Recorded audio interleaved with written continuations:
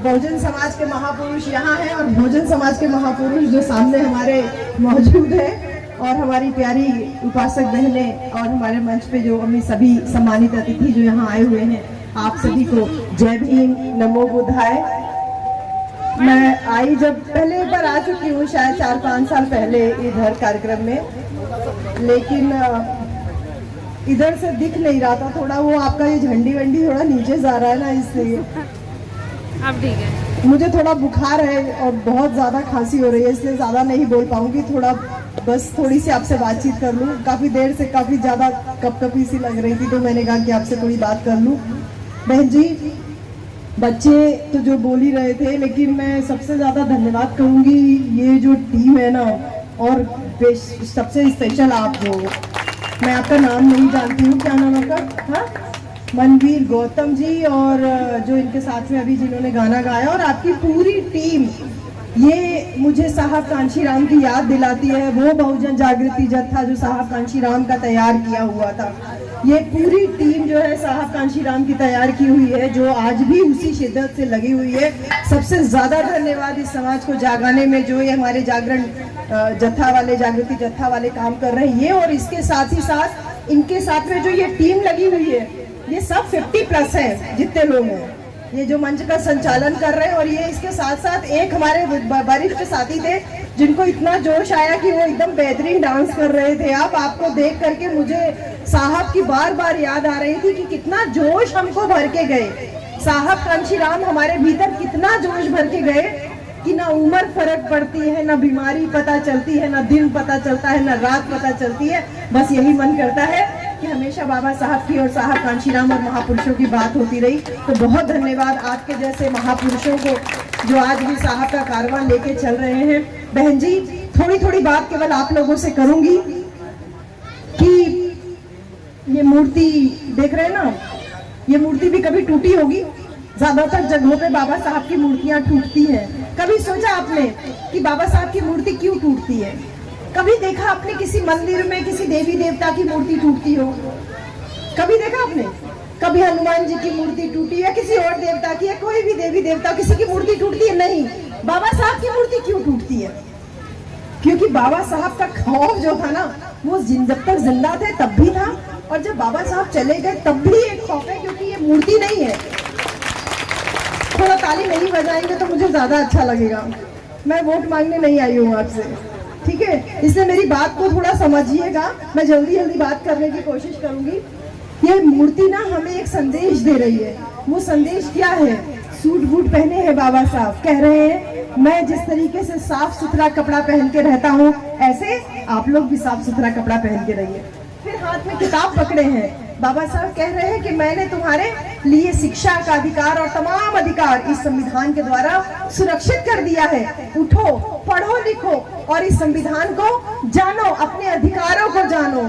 और उसके बाद वो उंगली जो ऐसे है ना, थोड़ा सा मूर्ति में डिफेक्ट है, वो मूर्ति उंगली ऐसे कर रही है, वो मूर्ति ऐसे है। जो संसद भवन में लगी हुई मूर्ति है, वो मूर्ति ऐसे है।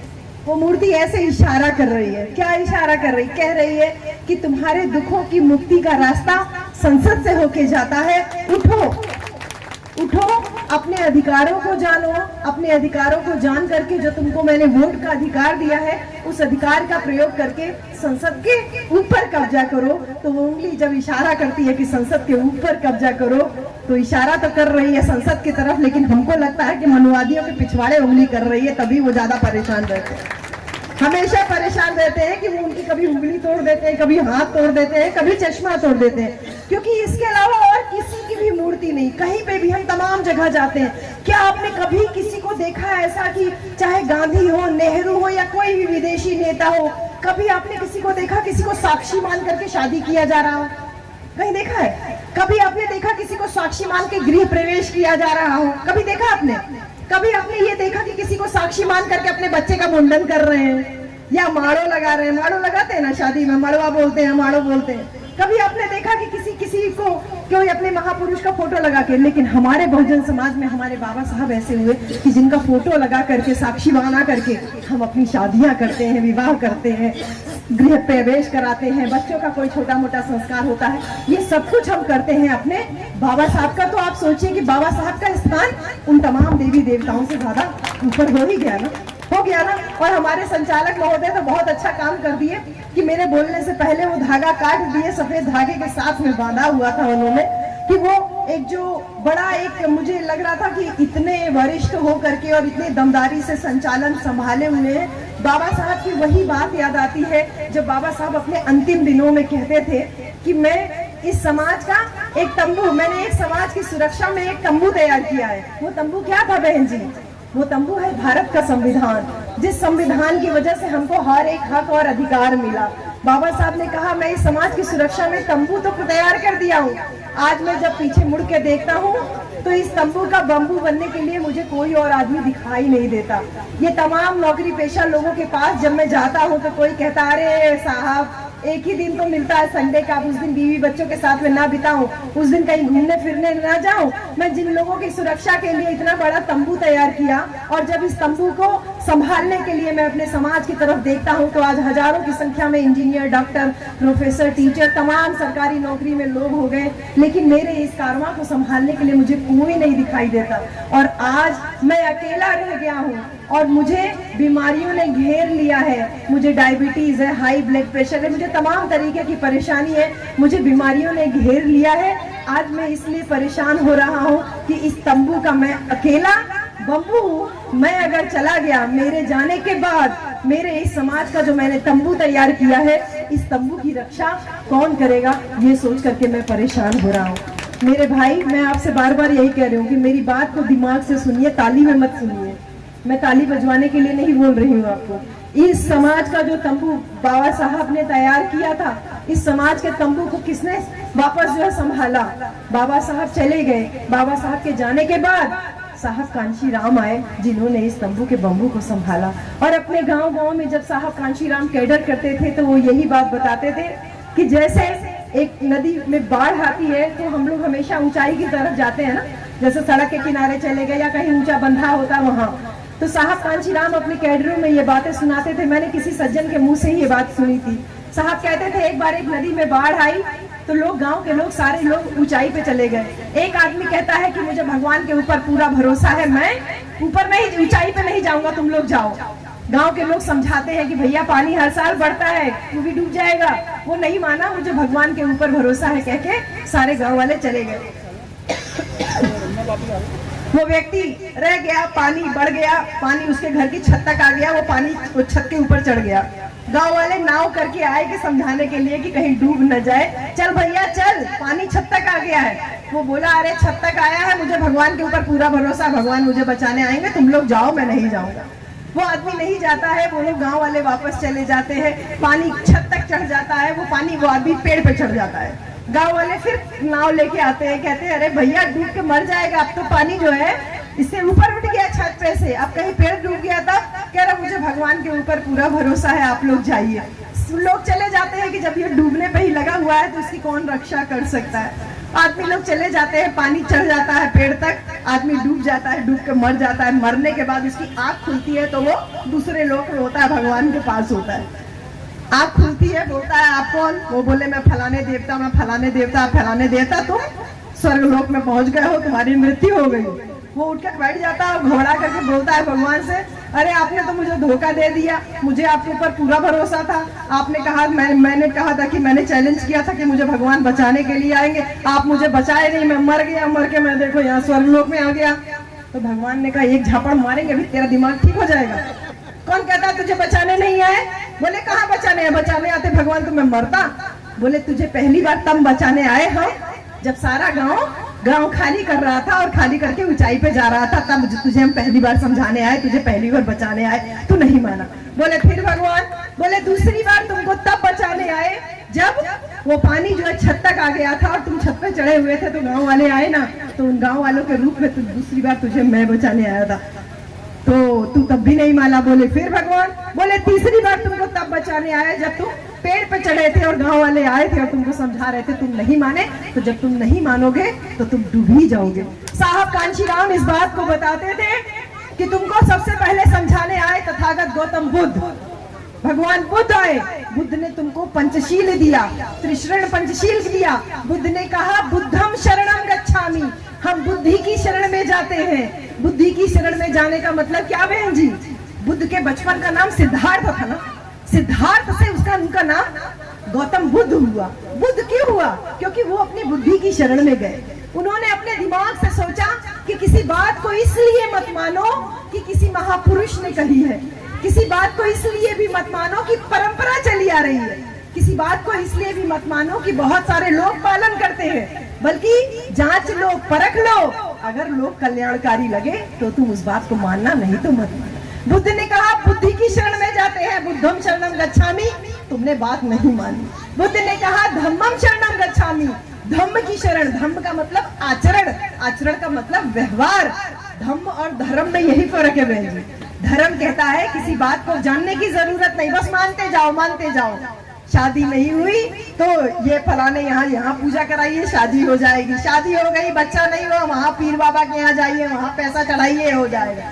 अगर पैसा चढ़ाने, पीर बाबा की मजार पे चादर चढ़ाने से और तमाम देवी देवताओं को पूजा करने से बच्चे होते तो शादी करने की जरूरत ही क्या होगी? बुद्ध ने कहा धम्म और धर्म में फर्क है। धम्म कहता है आचरण अच्छा रखिए, व्यवहार अच्छा रखिए। धर्म ये कहता है कि किसी बात को जानने की जरूरत नहीं, बस मानते जाओ। धम्म कहता है पहले पहले जान लो, तब उस बात को मानो। लेकिन तुमने भगवान बुद्ध की बात नहीं मानी। बुद्ध ने कहा संघम शरणम गच्छामि, इकट्ठा हो जाओ, संघ की शरण में जाओ, एकजुट रहो। लेकिन तुमने संघ की बात नहीं मानी। उसके बाद बाबा साहब आए। बाबा साहब ने तुमसे कहा शिक्षित हो, यानी धम्मम शरणम गच्छामि, क्या बोलते हैं, बुद्धम शरणम गच्छामि, बुद्धि की शरण में जाओ, शिक्षा ग्रहण करो। धम्मम शरणम गच्छामि, बाबा साहब ने दूसरा जो बुद्ध का सिद्धांत है उसने कहा संघर्ष करो, और फिर कहा संगठित रहो, यानी संघम शरणम गच्छामि। तुमने दूसरी बार भी बुद्ध की बात जो बाबा साहब के द्वारा हम लोगों ने कहलवाई, तुमने दूसरी बात वो भी नहीं मानी। चलो वो भी चले गए, और आज तुमको समझाने मैं आया हूँ, मैं मतलब कांशीराम आया हूँ। और अब अगर तुम मेरी बात भी नहीं मानोगे तो तुम निश्चित रूप से डूब जाओगे। और साहब कांशीराम ने क्या कहा था? क्या कहा था? साहब ने कहा था ब्राह्मण की बोली से, ब्राह्मण की बोली से, छतरी की गोली से और बनिया की झोली से अगर बचना है तो टोली बना लो, इकट्ठा हो जाओ। ये साहब कांशीराम का संदेश है। साहब वो व्यक्ति थे बहन जी कि जब इन सब लोगों को मैं देख रही थी, इतना जोश और खरोश जब आप लोगों को देख रही थी, तो मुझे साहब बार बार याद आ रहे थे। आप लोग वो व्यक्ति हो जिसने साहब को साहब बनाया।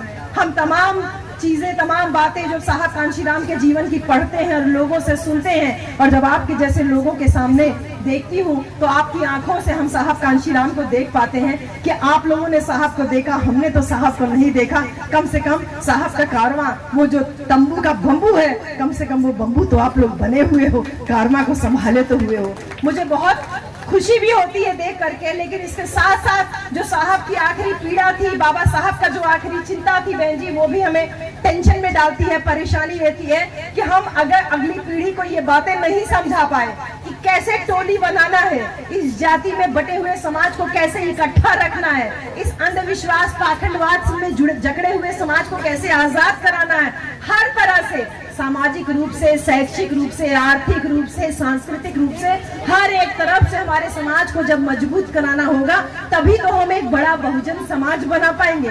बहन जी, बाबा साहब की जो चिंता थी कि वो यही दो चीज चाहते थे अपने जीवन में करना, एक बहुजन समाज को शासक कौम बनाना, और दूसरा पूरे भारत को बुद्धमय बनाना। भारत को बुद्धमय बनाने के लिए हमको भगवान बुद्ध की शरण में लेके गए। वो बुद्ध की शरण में क्यों लेकर के गए? क्योंकि इतनी डिग्री ली बाबा साहब ने, लेकिन हमारे बच्चे भी आज जब बोलना सीखते हैं तो क्या बोलते हैं? दलितों, शोषितों, पीड़ितों के मसीहा। क्या बाबा साहब क्यों दलितों, शोषितों और पीड़ितों के मसीहा? क्यों मेरे दाढ़ी वाले भाई, क्या बाबा साहब ने आपको बराबर अधिकार नहीं दिया? दिया ना? क्यों मेरी प्यारी बहन, क्या बाबा साहब ने तुमको अधिकार नहीं दिया? दिया ना, तमाम जाति और धर्म में बटे हुए, संप्रदाय में बटे हुए लोगों को एक सूत्र में पिरोया, एक धागे में पिरोया, संविधान दिया, हम सबको एक बराबर दर्जा दिया भारत के संविधान के द्वारा। लेकिन हम बोलते हैं कि बाबा साहब दलितों के मसीहा, जब बोलना सीखते हैं दलितों के मसीहा। बाबा साहब ने संविधान लिख के पूरे भारत के ऊपर इतना बड़ा उपकार किया, वो पूरे भारत के राष्ट्र निर्माता है, राष्ट्र निर्माता बाबा साहब। बोलना हमको थोड़ा सा सीखना चाहिए, छोटे पे से ही आदत पड़ेगी। तो जो बाबा साहब का सपना था इस बहुजन समाज को शासक कौम बनाना और भारत को बुद्धमय बनाना, इतनी डिग्री लेने के बाद, इतना संविधान लिखने के बाद भी बाबा साहब को क्या बोलते हैं? अरे वो तो दलितों के मसीहा थे, अछूतों के मसीहा थे, वो तो महार जाति के थे। हमारी बहन जी मुख्यमंत्री बनती है तब भी ये लोग क्या बोलते हैं? अरे चमाइन बैठ गई है, ऐसे बोलते हैं ना, अरे चमारिन बैठी है, चमारिन चमारिन से डरना नहीं।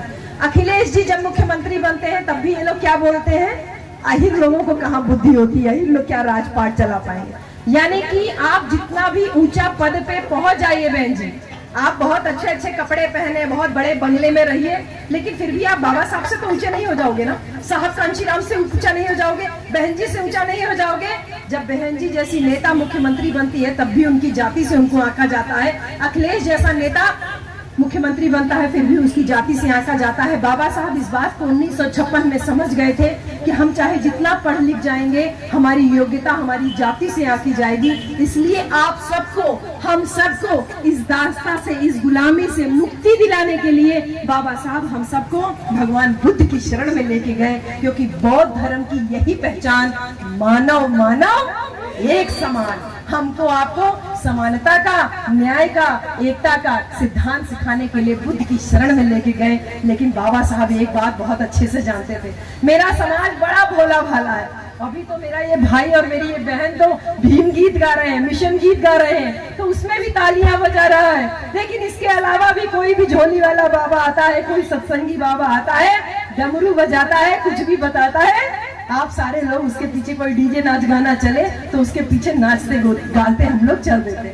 बाबा साहब जानते थे मेरा समाज बहुत भोला भाला है, इसको बहुत आसानी से कोई भी बहला फुसला सकता है। इसलिए बाबा साहब ने कहा कि आपको जो मन में डर बैठा हुआ है ना कि कोई भी बहला लेता है, ये नहीं करेंगी तो ऐसा हो जाएगा, ये नहीं होगा तो ऐसा हो जाएगा। जैसे आप सारी औरतों को एक चीज का डर दिखाया गया, क्या? कि तुम्हारा पति तुम्हारे लिए देवता है बहन जी? बताए पति देवता है तो पति के लिए व्रत रखना चाहिए। सारी औरतों ने पतियों के लिए व्रत रखना शुरू कर दिया। औरत को बताया गया तुम्हारा बेटा तुम्हारा वारिस है, बेटे के लिए, उसकी सुरक्षा के लिए व्रत रखना चाहिए। सारी औरतों ने बेटों के लिए व्रत रखना शुरू कर दिया। लेकिन मेरी प्यारी बहनों, एक बार कभी दिमाग लगा के ये बात को सोचा आपने कि आप डरती हो मेरा पति जिंदा रहे, आप डरती हो मेरा बेटा जिंदा रहे, कभी इन आदमियों को नहीं डर लगता कि मेरी बीवी जिंदा रहे, मैं अपनी बीवी के लिए एक दिन व्रत रख लूं? बहन जी गलत कह रही है तो बोलना, सही ना? इन आदमियों को नहीं डर लगता कि मेरी बेटी जिंदा रहे, एक दिन अपनी बेटी के लिए व्रत रख दे। सही बहन जी? ये सारा सॉन्ग रचाया गया हम औरतों के लिए, हमको डराने के लिए। लेकिन सही मायने में बहन जी हमारे घर में भी बहुत पूजा पाठ होता था, व्रत रखा जाता था। और ये सारा जो त्योहार जैसे पतियों के लिए और लड़कों के लिए रखा जाता था, मेरी भाभी भी बहुत रखती थी व्रत। एक दिन समझाया, उनको समझ में आया तो बोली कि आज के बाद मैं नहीं रखूंगी वो जो पतियों के लिए व्रत रखते हैं। कौन सा चौथ बोलते हैं उसको? हाँ, अरे वही कड़वा अड़वा चौथ कोई टाइप का ना। भाभी ने कहा अब की बार व्रत नहीं रखेंगे। बेटा उनका सयाना हो गया, 25 साल शादी हो गए उनके, बेटा सयाना था, भैया से शिकायत कर दिया, डैडी डैडी आज मम्मी व्रत नहीं रखेगी, मम्मी आज खाना खा ली। भाभी ने सुबह ही सुबह उठ के करवा चौथ वाले दिन खाना शुरू कर दिया। भैया बहुत तेज गुस्साए, गुस्सा करके आए, देखे तो भाभी खा रही थी, गुस्साए बहुत तेज, कुछ बोले नहीं, अपना मोटरसाइकिल उठाए और चले गए बाहर। शाम को गुस्सा थोड़ा कम हुआ तो वापस आए।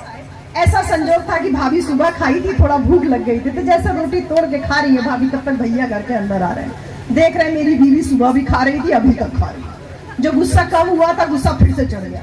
भैया गए अपना दरवाजा बंद करके सो गए। भाभी भी कुछ नहीं बोली कि अभी लड़ाई झगड़ा चालू हो जाए, गाली गलौज चालू हो जाए, आदमी का क्या भरोसा। सुबह हुई, भाभी गई जगाने भैया को, बोलती अरे जी जरा उठिए। भैया झड़क दिया, अरे सोने दे। भाभी फिर कहती है अरे जरा उठिए, तो भैया फिर झड़क दिया, अरे सोने दे। भाभी फिर कहती है अरे जरा उठिए, भैया फिर झड़क देते, सोने नहीं देती है, एक झापड़ मारूंगा दिमाग ठीक हो जाएगा। भाभी बैठी थी, उठ के खड़ी हो गई, कहने लगी आराम से सोइए, मैं तो केवल चेक कर रही थी, कल व्रत नहीं रखी थी, जिंदा हो मर तो नहीं गए, कोई टेंशन नहीं, आराम से सो। भैया लगे हंसने, कहने जा खाना ले आ, पानी ले। भाभी ने कहा 2 दिन सो, 4 दिन सो, कोई टेंशन नहीं, अब तो जिंदा हो ना, हमेशा जिंदा रहोगे। तो भैया हाथ पैर जोड़ने लगे, भाभी गई खाना ले आई, पानी ले आई, क्योंकि उस दिन भैया और भाभी दोनों के मन से ये डर और वहम दूर हो गया कि हमारे भूखा प्यासा रखने से इनकी उम्र लंबी होने वाली नहीं है। बहन जी, आप व्रत रखती हो इनकी उम्र लंबी होने के लिए, ये दारू पी के सुसाइड करने को लगे, हाँ, ये सूफी खा के, तम्बाकू खा के, सिगरेट पी के सुसाइड करने पे लगे हुए। इनसे भले तो हम है ना बहन जी, कि हम ना बीड़ी पीते हैं, ना सिगरेट पीते हैं, ना दारू पीते हैं, ना मसाला खाते हैं, हम कोई नशा नहीं करते ना, हम इनसे ज्यादा जीते हैं। तो आदमियों को सिखाइए कि वो दारू ना पिए, मसाला ना खाए, सिगरेट ना पिए, बीड़ी ना पिए, इससे इनकी उम्र लंबी होने वाली है। हमारे भूखा प्यासा रहने से उम्र लंबी होने वाली नहीं है। ऐसी तमाम बातें बहन जी बात करेंगे तो बहुत सारी बातें निकलेंगी, क्योंकि समय भी ज्यादा हो रखा है, तबीयत भी थोड़ी ठीक नहीं है। ये जो डर हमारे मन में बैठा है ना, ये डर केवल औरतों का नहीं, डर आदमियों का भी है, ये डर आप लोगों के भी है। जब नोटबंदी हुई थी ना भैया, नोटबंदी हुई थी तो सब लोगों को पुराने नोट बाद में मिले थे। मुझे भी 10,000 रुपया पति से छुपा के कहीं रखे थे। हाँ बहन जी, मैं एक बात और बता दूं, आपको लग रहा हो ना मैडम का शादी हुआ है कि नहीं, 12 साल शादी को हो गए मेरे। हाँ बहन जी, एक भी दिन व्रत नहीं किया अपने पति के लिए, ना कोई त्योहार मनाया, और एकदम सही सलामत देखिए आपके सामने खड़ा हुआ। पति थोड़ा इस पर खड़ा हो जाइए, अरे सारे लोग देख तो ले। और मैं ये दावा करती हूँ कि मेरा पति आप लोगों के पतियों से ज्यादा स्मार्ट है, क्योंकि ये न दारू पीता है, न तंबाकू खाता है, न बीड़ी पीता है। ये बाबा साहब का सही मायने में फॉलोअर है, इसलिए मैं दावा करती हूँ कि मेरा पति आपके पति से ज्यादा स्मार्ट है, सुंदर है, हैंडसम है। मैं जो बात कर रही थी कि ये जो भोले भाले समाज को इतना बरगला लिया जाता है, ये जो डर बैठाया गया है, ये डर एक बार नोटबंदी के समय में भी आया था, जब कई लोगों के पैसे हम लोगों के सब निकल गए ना, कहीं छुपा के रखे थे आदमी लोगों से। हम भी 10,000 रुपया छुपा के इनसे रखे थे, वो नोट जब बदलने का तारीख बीत गया उसके बाद हमको मिला। हमने सोचा कभी हम मंदिर नहीं गए हैं, चलो एक बार मंदिर चल के दर्शन वर्शन कराएं, थोड़ा दान वान कराएं। पहुंचे मंदिर, पुजारी ने देखा छोटे छोटे बाल कटे हुए, एकदम अच्छा कपड़ा पहन के आई, सोचा बड़े घर की लड़की होगी कोई महिला। पुजारी ने आधा घंटा पूजा उजा करवाया, उसके बाद कहा कुछ चढ़ावा चढ़ाइए। 10,000 रुपया का नोट लेके गए थे, 10,000 रुपया पूरा रख के ले गए थे। हमने फटाक से निकाला, पुजारी के सामने रख दिया। पुजारी ने कहा ये तो पुराना वाला नोट है। हमने कहा भगवान को कैसे पता चलेगा कि पुराना वाला है कि नया वाला है। पुजारी बिगड़ गया हमारे ऊपर, तुरंत बिगड़ गया। कहता उठिए, समझ गया एक बहुत टेढ़े दिमाग की महिला होगी, क्या उठिए उठिए, अपना झोला उठाइए और ये नोट टाइप हो जाइए। हम कह रहे भैया पूजा की है, चढ़ावा तो चढ़ा ले, तो ना तुरंत निकलिए, यहाँ से निकल जाइए। इसका मतलब कि आप कहीं पे अगर अपनी मनौती पूरा करने के लिए, अपनी मन्नत पूरा करने के लिए अगर आप कहीं पे पैसा चढ़ा रहे हैं, तो वो पैसा कहीं और जा रहा है, वो भगवान के पास नहीं जा रहा। ऐसे तमाम जो भय हमारे मन में बैठे हैं, इस भय को दूर करने के लिए बाबा साहब भगवान बुद्ध की शरण में जाने से पहले हमको बोले कि हम 22 प्रतिज्ञाओं का पालन करना होगा। ये भय खाली औरतों तक सीमित नहीं है, भय उन तमाम आदमियों तक भी सीमित है जिनके हाथों में मैं लाल लाल रंग का धागा बंधा हुआ देखती हूँ। और जब उनसे पूछती हूँ कि तुमने क्यों बांधा है, तो कहते हैं क्या करें, मेरी बीवी ने बांध दिया है। अरे बीवी मंगलसूत्र देगी तो मंगलसूत्र बांध लोगे, पहन लोगे, बीवी चूड़ी देगी तो क्या चूड़ी पहन लोगे। ये जो भय आपके भी मन में बैठा हुआ, इस भय को दूर करने के लिए बाबा साहब हमको 22 प्रतिज्ञा देके गए थे। बोलूंगी तो ज्यादा टाइम हो जाएगा, लेकिन 22 प्रतिज्ञाओं में पहली प्रतिज्ञा मैं आपके सामने जरूर बोलूंगी। जब बाबा साहब ने बोला कि अपने मन के भय को दूर करने के लिए वो पहली प्रतिज्ञा तुमको माननी होगी कि मैं ब्रह्मा विष्णु महेश को कभी ईश्वर नहीं मानूंगा, इनकी कभी पूजा नहीं करूंगा। ये बाबा साहब हमको पहली प्रतिज्ञा में दे करके गए। और हम सारे लोग आज क्या कर रहे हैं, बाबा साहब को ऐसे ऐसे ठेंगा दिखा रहे हैं। अरे बाबा साहब तो चले गए भाई, 14 अप्रैल को जयंती मना लो, चंदा ले लो, यहाँ वहां से गायक वायक बुला लो, बोलने वाले बुला लो, भाषण दिलवा लो और जयंती मना लो और फ्री हो जाओ। क्या बाबा साहब इस दिन के लिए हमको छोड़ करके गए थे? इतने हक अधिकार क्या इस दिन के लिए छोड़ के गए थे? बाबा साहब बौद्ध धर्म अपने जीवन के अंतिम समय में हमको दे करके गए, हमको मुक्ति दिला करके गए। उस धम्म के कारवां को अभी हमको आगे बढ़ाना था ना, लेकिन हम और आप आगे नहीं बढ़ा पाए।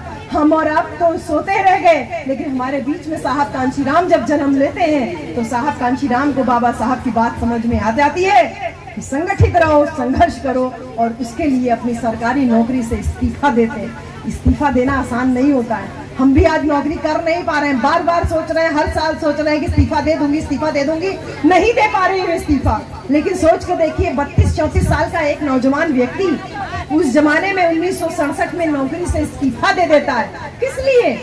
सिर्फ बाबा साहब के मिशन को पूरा करने का सपना, जज्बा उसके अंदर में आ गया। और वहां से पूना में जब वो दिमाग लगाते हैं और अपनी माँ को चिट्ठी लिखते हैं कि माँ, मैं कभी घर नहीं आऊंगा, मैं कभी शादी नहीं करूंगा, मैं कभी अपने नाम पे कोई धन संपत्ति नहीं रखूंगा, आज के बाद ये बहुजन समाज मेरा घर परिवार है। ये 4 बातें 5 बातें लिख करके जब साहब कांशीराम अपनी माँ को चिट्ठी पोस्ट करते हैं तो कभी दिल से सोचा है कि उस माँ के ऊपर क्या बीती होगी? जो माँ सपना सजाई है कि 32-34 साल का नौजवान, उसकी शादी विवाह करूंगी। मेरा बेटा कह रहा है कि मैं शादी नहीं करूंगा, मैं नौकरी नहीं करूंगा, मैं घर नहीं आऊंगा, मैं किसी संस्कार में घर नहीं आऊंगा, मैं कोई संपत्ति नहीं बनाऊंगा। उस माँ के बारे में कभी सोच करके देखिए कि उसके दिल पे क्या बीती होगी। लेकिन इतना साहस साहब कांशीराम के इरादों में, इतना अडिग उनका विश्वास कि कभी न घर की तरफ मुड़ के देखा, न कभी परिवार की तरफ मुड़ के देखा। बहन जी, पूना में एक कमरा किराए पे लेते हैं साहब कांशीराम नौकरी छोड़ने के बाद, और उसी कमरे से साहब कांशीराम जुट जाते हैं उन तमाम नौकरी पेशा लोगों को इकट्ठा करने में। और तब उनके बीच में बैठ के जब वो सपना दिखाते हैं कि एक दिन ये बहुजन समाज शासक कौम होगा, तो लोग मोटी मोटी आंखों से साहब को देखते थे। अरे ये साहब कैसे अचंभे की बात कर रहे हैं, कैसी बड़ी बड़ी बातें कर रहे हैं कि एक दिन हमारे वोट से हमारी सरकार बनेगी, हमारी हुकूमत होगी, हमारी शासन सत्ता होगा, हमारा राजा बनेगा। लोग साहब की बातों को ऐसे सुनते थे जैसे कोई परियों की कहानी सुन रहा। लेकिन फिर भी साहब के साहस को देख करके रोजाना 2-3 साथी उनके साथ में डेली अप डाउन करते थे। साहब पूना से मुंबई जाते थे, मुंबई से पूना आते थे। साहब को खाने में मीट बहुत पसंद था। एक दिन साहब लौट रहे थे पूना में, जहाँ साइकिल खड़ी करते हैं, वहां से साइकिल लिए और साइकिल से अपने रूम की तरफ साहब कांशीराम आ रहे थे। ये सारी बातें मैंने आप लोगों के ही मुंह से, तमाम जो महाराष्ट्र में लोग हैं उनके मुंह से ये बातें सुनी कि साहब उस दिन लौट रहे थे और उस दिन साहब की जेब में भी 1 रुपया नहीं था, और साहब के जो साथी थे उनकी भी जेब में 1 रुपया नहीं था। वो दोनों लोग एक जगह पे रुकते थे चाय पीने के लिए। जब चाय वाली दुकान पे सामने पहुंचे तो साहब ने अपने साथी को देखा, आमटे आमटे करके नाम था उनका। आमटे ने साहब को देखा, साहब ने आमटे को देखा, तो दोनों की जेब में पैसा नहीं था, तो दोनों की साइकिल रुकी नहीं, दोनों की साइकिलें आगे बढ़ गई। आमटे जी को लगा कि लग रहा है साहब को मीट पसंद है, अगली ईरानी होटल से साहब मीट खाएंगे, आज साहब का मीट खाने का मन है। और जब साहब आगे बढ़ते हैं और जब वो ईरानी होटल आता है, ईरानी होटल के सामने भी साहब कांशीराम आमटे जी को देखते हैं और आमटे साहब कांशीराम को देखते हैं, और दोनों को जेब में पैसा नहीं होता। जब दोनों की साइकिल में ब्रेक नहीं लगता तो दोनों को ये समझ में आ जाता है कि आज हमारे पास पैसा नहीं है। दोनों साथी चुपचाप आते हैं घर पे और घड़े में से 1-1 गिलास पानी पीते हैं और पानी पी करके सो जाते हैं। ऐसी जाने कितनी रातें साहब कांशीराम ने बिना खाए सोई हैं। ऐसी जाने कितनी रातें साहब कांशीराम बिना पानी के, बिना घर द्वार के बिताए हैं। तब आज हम और आप यहाँ पर ऐसे इकट्ठा दिखाई दे रहे हैं। साहब वहां से जब निकले पूना से तो दिल्ली आए, और इस दिल्ली से जब निकले, दिल्ली में लोगों ने कहा कि सबसे नजदीक में गाजियाबाद और मेरठ है, तो इसी गाजियाबाद और मेरठ में साहब कांशीराम ने अपना पहला कारवां शुरू किया। दिल्ली से ट्रेन पकड़ के आते थे साहब कांशीराम, यहाँ पे लोगों को समझाते थे, और समझा के उसी करोड़ बाग में एक ऑफिस, छोटा सा एक कमरा जो था, जिसमें स्टूल पे साहब कांशीराम बैठा करते थे, 2 स्टूल जोड़ करके साहब कांशीराम सोया करते थे। ये साहब कांशीराम की विरासत है जो आज आप लोग संभाले हुए हैं। उस तंबू का बम्बू मुझे आज दिखाई दे रहे हो। साहब ने ये सब तमाम बातें जब आगे बढ़े, पूरब की तरफ आजमगढ़ में गए, तो आजमगढ़ में भी साहब कांशीराम ने वो क्रांति पैदा की। गांव-गांव घूमा, पैदल पैदल घूमा, साइकिल घूमा, और क्या नारा दिया साहब ने? साहब ने नारा दिया, जिसकी जितनी संख्या भारी उसकी उतनी हिस्सेदारी। साहब ने कहा, आप और हम 100 में 85 हैं। बहन जी, आप और हम 100 में 85 हैं। आप और हम माने SC, ST, OBC और माइनॉरिटी। SC का मतलब जो हमारा समाज है, चमार है, धोबी है, पासी है, खटीक है, ये शेड्यूल कास्ट। उसके बाद ST यानी आदिवासी, और OBC यानी अहिर, कुर्मी, लुहार, सुनार, सैनी, मौर्या, ये सब है OBC समाज। और इसके साथ माइनॉरिटी जो बुद्धिस्ट हैं, सिख हैं, पारसी हैं, जैन हैं, मुस्लिम हैं, ये सब मिला के 100 में 85 हैं। और 100 में 15 पता कौन है? ब्राह्मण, ठाकुर और बनिया, ये 100 में 15 है। अच्छा, गणित के हिसाब से बताइए मेरी बहनों, कहते हैं कि औरतों को कम समझ में आता है, लेकिन मैं जानती हूँ कि मेरी बहनों को आपसे ज्यादा समझ में आता है। और साहब के मिशन को आपसे ज्यादा मेरी बहनों ने समझा, क्योंकि बहन जी ये बताइए कि 100 में 85 हम हैं और 100 में 15 वो लोग हैं। राजा किसका होना चाहिए था? हमारा होना चाहिए था ना, 85 वालों का होना चाहिए था। ये तो बहुत बेसिक ज्ञान है जो मेरी बहनों को पता है, लेकिन मेरे भाई लोगों को नहीं पता है। लेकिन राजा बन किसका रहा है? 15 का। गलती किसकी? गलती इनकी, गलती इनकी, क्योंकि बिक औरतें नहीं रही हैं, बिकाऊ आदमी हो गया। साहब ने इसीलिए नारा दिया कि जिसकी जितनी संख्या भारी उसकी उतनी हिस्सेदारी। फिर साहब ने कहा वोट हमारा राज तुम्हारा नहीं चलेगा, नहीं चलेगा। साहब कांशीराम ने कहा वोट हमारा लेते हो और राजा तुम्हारा, ये नहीं चलेगा, नहीं चलेगा। साहब कांशीराम, अब मैं थोड़ी थोड़ी बातें ही कर रही हूँ, मोटी मोटी बातें ही कर रही हूँ। साहब ने जब ये कहा वोट हमारा राज तुम्हारा नहीं चलेगा, उसके कितने मायने थे?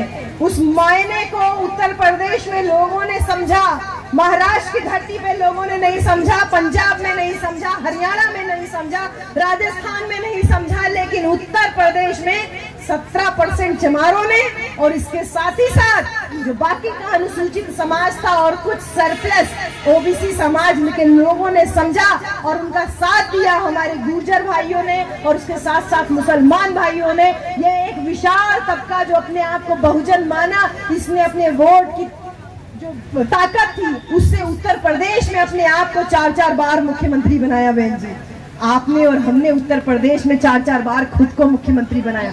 खुद को मुख्यमंत्री इसलिए बोल रही हूँ क्योंकि अकेले बहन जी वहाँ मुख्यमंत्री नहीं बनती थी। यहाँ गाजियाबाद में बैठा मेरा बेटा, ये भी मुख्यमंत्री बनता था। मेरी यहाँ बहन बैठी हुई, ये भी मुख्यमंत्री बनती थी। हम तमाम गाँव में जाते हैं, गाँव में औरतें बोलती हैं ये बात। अगर कोई ऊंची जाति का व्यक्ति उनसे टेढ़े मेढ़े रे तू करके या जाति सूचक कोई बात करता है तो सीधे खड़ी हो जाती है और कहती है बने तो सरकार देख ली हल जाए, यानी सरकार बनने दो तब देखती हूँ तुमको। ये मजबूती किससे आती है बहन जी? ये मजबूती आती है अपनी शासन सत्ता से, ये मजबूती आती है अपने वोट की ताकत से। और यही वोट की ताकत जो आपको और हमको साहब ने एहसास कराया था। अफसोस इस बात का है कि साहब ने इस बात को भी हमें एहसास कराया कि वोट को अपनी बेटी की इज्जत के बराबर समझना, वोट को कभी किसी कीमत पे बेचना नहीं। लेकिन अफसोस यही होता है कि मेरे समाज के लोग, आप लोगों ने अपनी बेटी की इज्जत को एक पौवा दारू के बराबर बना दिया। गलत कह रही हो तो बताइए भाई। अपनी बेटी की इज्जत को एक प्लेट मुर्गा और एक प्लेट मटन पे आपने बेच दिया। तो अगर अपना वोट इतना सस्ता करोगे कि अपने वोट को 5-5 किलो राशन पे बेचोगे, एक आबादी का मकान मिल जाए, एक हैंडपंप मिल जाए, एक छोटा सा प्रधानी का टिकट मिल जाए, एक छोटा सा पार्षदी का टिकट मिल जाए, अरे अपने वोट को अगर इतना सस्ता कर दोगे तो हमारी बहन बेटियां कैसे सुरक्षित रहेंगी, कैसे सुरक्षित रहेंगी? और यही वजह है इतना विशाल बहुजन समाज जो साहब कांशीराम ने तैयार किया था, वो पीछे से अपनी सिर्फ इस छोटे छोटे लालच को, जिसको साहब कांशीराम ने चमचा युग बोला, इस छोटे छोटे लालच के चलते पूरा समाज आज वापस नीचे की तरफ जा रहा है कि नहीं जा रहा है? अफसोस होता है ना, अफसोस होता है ना। हम सारे लोग चाहते हैं, ये देखिए ये देखिए ये दारूबाज एक आदमी जो मिशन को संभाले हुए, देखिए ये देख रहे हैं, ये परिणति है, ये परिणति है वही साहब के मिशन की कि हम आज बाबा साहब की जयंती मना रहे हैं, लेकिन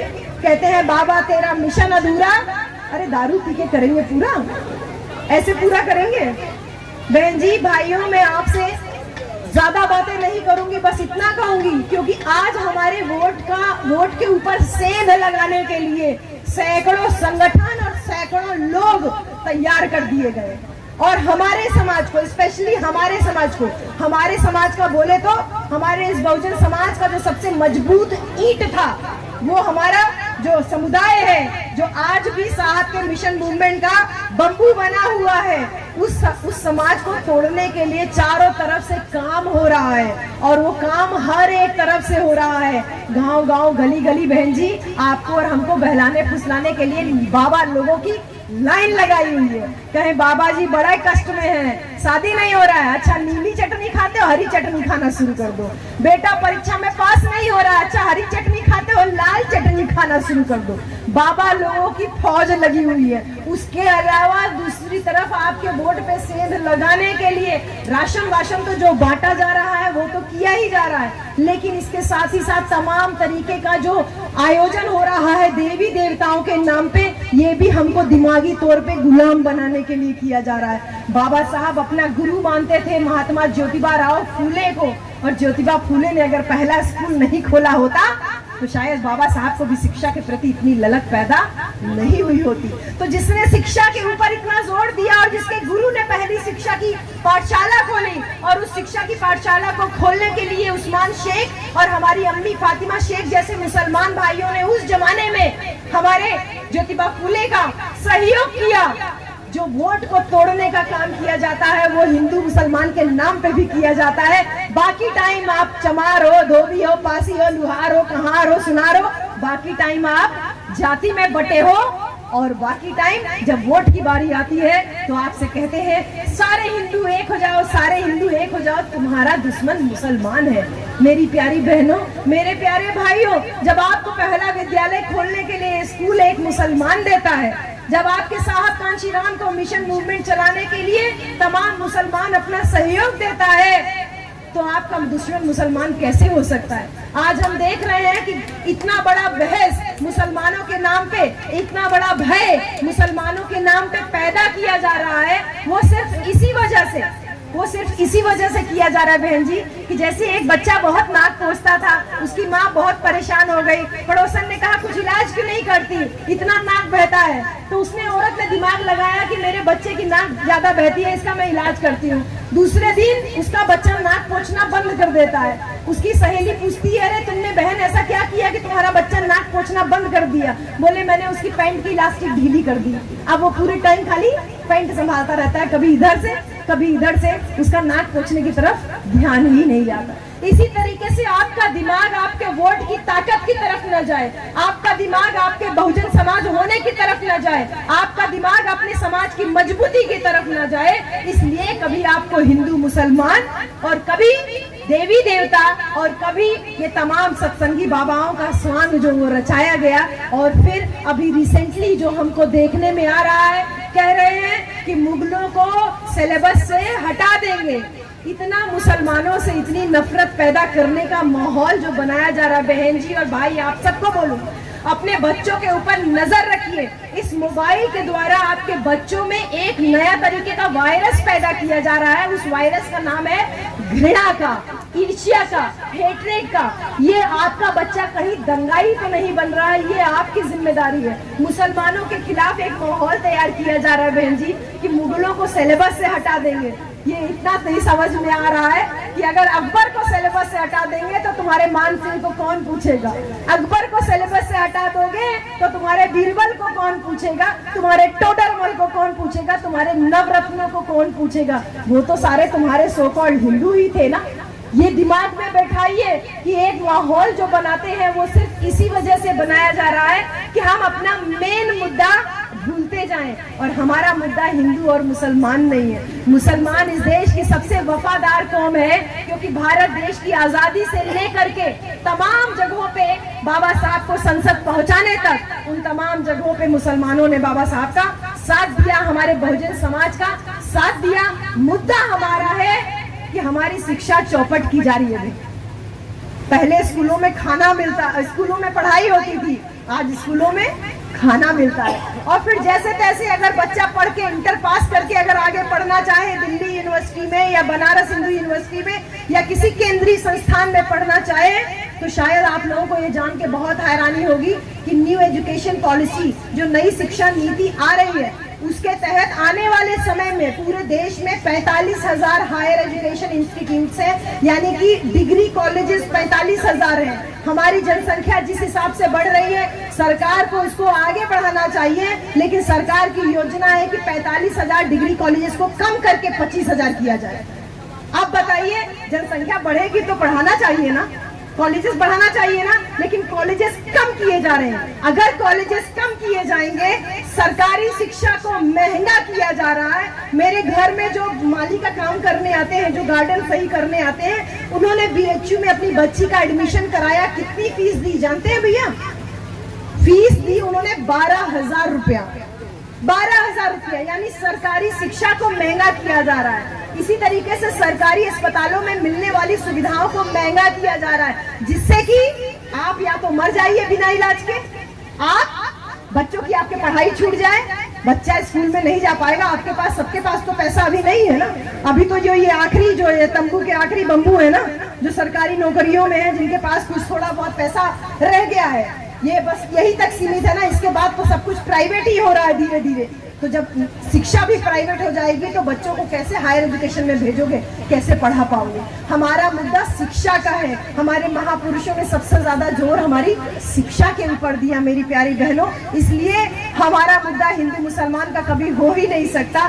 शिक्षा, रोजगार और उसके बाद हमारा मान सम्मान और हमारा वोट का अधिकार, ये हमारे मुद्दे हैं। और इनके अलावा अगर आपको कोई बहलाने की, फुसलाने की कोशिश करता है तो आपको उसके झांसे में नहीं आना है। इस बात को ध्यान रखिए। आपने तो अपनी जिंदगी जी ली, लेकिन अगर एक एक प्लेट मुर्गा पे, एक एक पौवा दारू पे आपने अगर अपने वोटों को बेचना अभी नहीं बंद किया, तो कम से कम इन बच्चों का ख्याल करो जिनको आप गुलामी की तरफ ढकेल रहे हो। ये सरकार पूरी तरीके से प्रतिबद्ध हो गई है, ये अखरती है। मैं जहाँ से शुरू की थी मैं वहीं खत्म करूंगी अपनी बात। ये मूर्ति जो है ना बाबा साहब की, ये जो इशारा कर रही है, इनको टेंशन होती है उस इशारे से। इनको टेंशन होती है हाथ में ली हुई वो जो किताब है बाबा साहब की, इनको परेशानी दे रही है वो किताब, जिस किताब की वजह से ये जो जातियों में बटा हुआ समाज था, ये कैसे अपने मान सम्मान के लिए उठ के खड़ा हो गया। जिसको चमार बोलते थे, पासी बोलते थे, खटिक बोलते थे,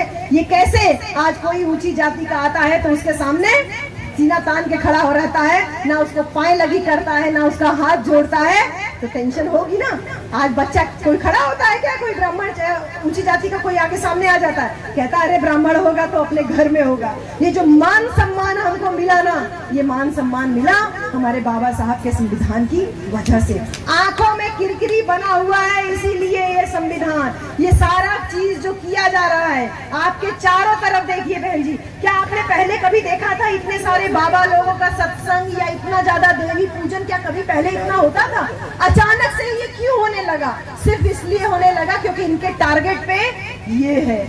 पूरा जो लॉकडाउन था 2020 से लेके 2022, इस लॉकडाउन में सरकार ने 3 बड़े काम ऐसे किए हैं जिसकी तरफ शायद आपका दिमाग ही नहीं जा रहा है। एक तो जो मैंने नई शिक्षा नीति की बात की, और इसके अलावा 2 कानून सरकार ने पास कर दिए, एक श्रमिकों का कानून और एक जो फसल का मूल्य वाला जो कानून था, जिसके विरोध में किसानों ने इतना बड़ा प्रदर्शन किया कि सरकार को झुकना पड़ा। आपको वही है ना, नाक पोंछने के लिए आपको जो चड्डी ढीली कर दी गई है, आप पूरे टाइम खाली अपनी पैंट बचाते रहो, यानी अपनी नौकरी बचाते रहो, अपनी खाली अपना घर परिवार बचाते रहो, बाकी देश दुनिया के मुद्दों पे आपकी नजर न जाए, इसके लिए सरकार पूरी प्लानिंग कर रही है। तो टारगेट पे आप नहीं हो बहन जी, टारगेट पे आप भी नहीं हो, टारगेट पे हमारे बाबा साहब का संविधान है, जिसकी वजह से ये 14 अप्रैल की हम जयंती इतनी धूमधाम से मना पा रहे हैं। ये जयंती मनाते रहे हम, सिर्फ बाबा साहब की जयंती नहीं। मेरा आप सबसे, इस कमेटी वालों से और स्पेशली जो साहब के मिशन के तैयार किए हुए सिपाही हैं, आप सबसे मेरा अनुरोध है कि जितना धूमधाम से आप बाबा साहब का जयंती मना रहे हो, इतना ही धूमधाम से आप साहब कांशीराम की भी जयंती मनाओ। इसी पार्क में मनाओ, उतना ही धूमधाम से मनाओ, क्योंकि जैसे इन्होंने बाबा साहब को दलितों के मसीहा के रूप में सीमित कर दिया, वैसे अपने मान्यवर कांशीराम साहब को एक जाति विशेष में और एक पार्टी विशेष तक सीमित कर दिया। साहब ने बहुजन समाज बनाया, और बहुजन समाज बनाने के बाद वो तमाम संगठन बनाए और अंत में एक राजनीतिक पार्टी बनाई। तो हमने उनका कद, बाकी जो पीछे का सोशल मूवमेंट है, उसको किनारे करके केवल राजनीतिक मूवमेंट तक जो सीमित कर दिया है, इसको उबारने की, इसको सुधारने की जिम्मेदारी आपकी और हमारी है। मेरी विनती रहेगी, एक संदेश साहब कांशीराम का दे के अपनी बात खत्म करूंगी। साहब से एक दिन लोगों ने कहा कि जैसे आज हो रहा है ना, लोग बिक जा रहे हैं, अपने वोटों को बेच दे रहे हैं। एक दिन साहब से लोगों ने कहा कि साहब सब कुछ बिक रहा है, बिकाऊ है, नोट बिक रहा है, वोट बिक रहा है, वोटर बिक रहा है, एक दिन कांशीराम भी बिक जाएगा। तो साहब कांशीराम, अगर किसी दिन कांशीराम बिक गया तब क्या होगा? साहब बहुत गंभीर हो गए उस कार्यकर्ता की बात पे, और गंभीर होके 1 मिनट रुके, और रुकने के बाद उसको साहब कांशीराम ने जवाब दिया कि ये बात सही है कि वोट बिक रहा है, आज वोटर बिक रहा है, आदमी बिक रहे हैं, सब लोग बिक रहे हैं, हो सकता है एक दिन कांशीराम भी बिक जाए, लेकिन इस बात को हमेशा ध्यान रखना कि कांशीराम के बिकने की कीमत देश का प्रधानमंत्री पद होगा, उसके नीचे कांशीराम बिकेगा नहीं। अब आप लोग अगर अपने आप को बाबा साहब की संतान बोलते हो, अपने आप को साहब कांशीराम के मिशन का सिपाही बोलते हो, तो अपनी अपनी कीमत तय कर लो कि तुम लोगों ने अपनी अपनी कीमत क्या बना ली। और इन्हीं सारी बातों के साथ में मैं बस इतना ही कहूंगी कि साहब कांशीराम को जिंदा रखिए, बाबा साहब हमेशा जिंदा रहेंगे, और बाबा साहब जिंदा रहेंगे अगर उनका संविधान जिंदा रहेगा। तो ये जो बहुजन महापुरुषों की विचारधारा है, जिसको भारत के संविधान के द्वारा हम लोग प्रचार प्रसार कर पा रहे हैं, इसी की अगर पूजा करनी है बहन जी, व्रत त्योहार मनाना है, तो 14 अप्रैल को आज के दिन रखती ना व्रत अपने आदमियों के नाम पे। अभी व्रत 1 महीने बाद आ रहा है, 1 महीने क्या 15-20 दिन के बाद ही बुद्ध पूर्णिमा आ रहा है, भगवान बुद्ध की जयंती। आप उस दिन अपने आदमी लोगों के नाम पे व्रत रखिए। और भैया आप लोग भी केवल 1 दिन तक, 14 अप्रैल तक या 16 अप्रैल तक अपने आप को सीमित मत कीजिए। हम जितना ज्यादा से ज्यादा साहब कांशीराम के मिशन मूवमेंट को गाँव-गाँव पहुँचा सके, जितने लोगों तक पहुँचा सके, हमने तो कमिट कर लिया बहन जी। 12 साल शादी को हो गए, हमने तय किया है, हम साहब को पहले नहीं पढ़े, नहीं तो हम शायद शादी भी नहीं करते, लेकिन जब से पढ़े हम दोनों पति पत्नी ने तय किया हम अपना कोई परिवार नहीं बनाएंगे, हम कोई अपने नाम पे धन संपत्ति नहीं रखेंगे, कोई भी रुपया पैसा बैंक बैलेंस नहीं रखेंगे। 12 साल से हम दोनों अकेले ही हैं और फुल्ली कमिटेड हो करके आप लोगों के बीच में चल रहे हैं। नौकरी जब तक कर पा रहे हैं, किसी भी समय में नौकरी छोड़ करके फुल टाइम आप लोगों के बीच में आ सकती हूँ, फुल टाइम काम करने के लिए। मुझे नेता नहीं बनना है, मुझे वोट नहीं चाहिए, लेकिन मुझे आपके लोगों के बीच में से बहुत सारे नेता पैदा करने हैं। वो नेता जो न बिकने वाले हो न झुकने वाले हो।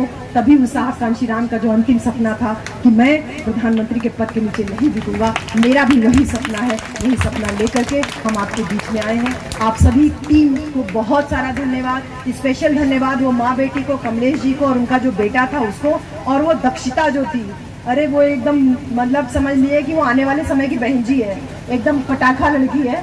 उसको एकदम अच्छे से ग्रूम कीजिए बहन जी। जिसकी भी बेटी है, अगर माँ बेटी दोनों है तो अच्छे से उसको पढ़ाइए लिखाइए, उसको भगवान का, धागे का, झागे का, भूत प्रेत का, किसी का कभी भय मत दिखाइएगा। वो मजबूत इरादों वाली बच्ची है, आपने संस्कार डाल दिया है। 7 साल की उम्र में वो दहाड़ के बोल रही है, वो एक अच्छी समाज की एक नेता आने वाले समय में बन सकती है। उसकी पढ़ाई लिखाई अच्छे से कीजिए। इन्हीं सारी बातों के साथ में ये पूरी कमेटी को, जो विश्व विभूति डॉक्टर भीमराव अंबेडकर मिशन एवं समस्त सहयोगी संस्थाएं गाजियाबाद उत्तर प्रदेश की जितनी भी कमेटी के लोग हैं, आप सभी को ढेर सारा धन्यवाद। बाबा साहब डॉक्टर भीमराव अंबेडकर की 132वीं जयंती की ढेर सारी मंगल कामनाएं। बातें बहुत सी हैं, लेकिन समय के हिसाब से बातें की जाती हैं। आपसे मैं हमेशा मिलती रहूंगी, आती रहूंगी। मंगल कामनाएं हैं आप सभी को। जय भीम, नमो बुद्धाय, जय संविधान, जय कांशीराम।